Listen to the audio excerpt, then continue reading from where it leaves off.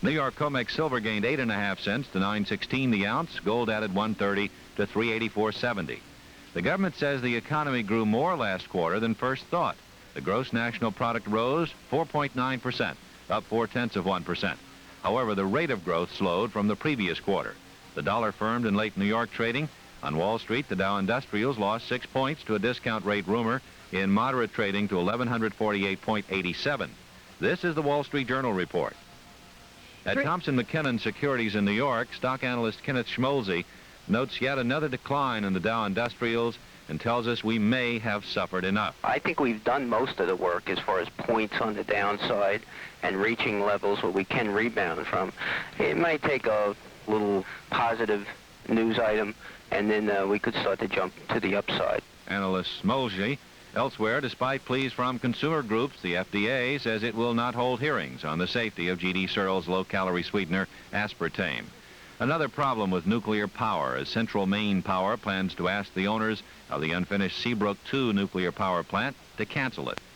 The Board of U.S. News and World Report is accepting bids from potential buyers as the magazine has been put up for sale. And keeping warm this winter is costing many natural gas users 20 to 40% more than last year. This is Dave Burkett at the news desk of the Wall Street Journal. It's now 2 minutes in front of 5 o'clock on the evening report from KLBJ. Police and fire department crews were kept busy today.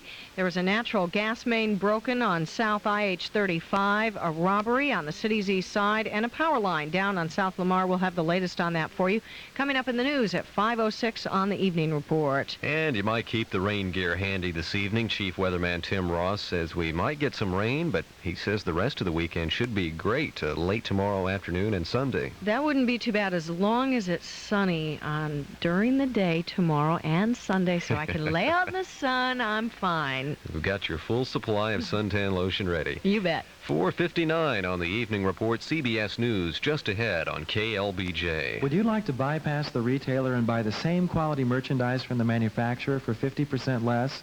That's exactly what you do when you buy fine diamond jewelry from America's diamond jewelry manufacturers. When you buy from a retailer, normally you pay 3 markups: the manufacturers, the wholesalers, and the retailers. But at America's Diamond, we manufacture the diamond jewelry we sell, so there aren't any middlemen to add to the cost. And as a result, you save 50% off the usual retail price. But what about quality? If you've been to one of our America's Diamond stores, then you know that our greatest concern is that our diamond jewelry is the highest quality available. You can't buy better diamond jewelry, but you can easily pay a lot more. We back all our jewelry with an unconditional money-back guarantee that lets you have your jewelry evaluated by an independent appraiser, so you can't get hurt and you save 50%. America's Diamond is located on North I-35 across from the State Farm Insurance headquarters. Take the Runberg exit. Come see America's and save 50%. Close call this afternoon and a holdup on the city's east side. That story following CBS News at 5 o'clock on KLBJ Austin. CBS News, I'm Dallas Townsend. Robert F. Kennedy Jr. has pleaded guilty in South Dakota. The story from Larry Dirksen of station KOTA in Rapid City. Kennedy entered a guilty plea to possession of heroin today in Rapid City, South Dakota. Judge Marshall Young asked him to explain the details of the possession, and Kennedy said he did indeed have 0.2 of a gram of heroin in his possession on September 13th. That night, police were called to the Rapid City Regional Airport to help Kennedy from the plane.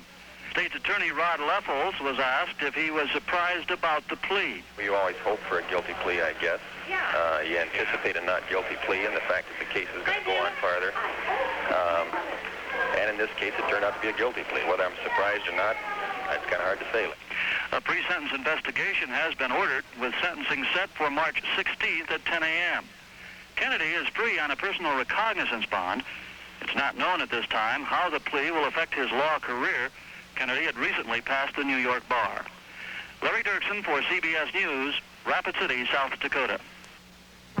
People who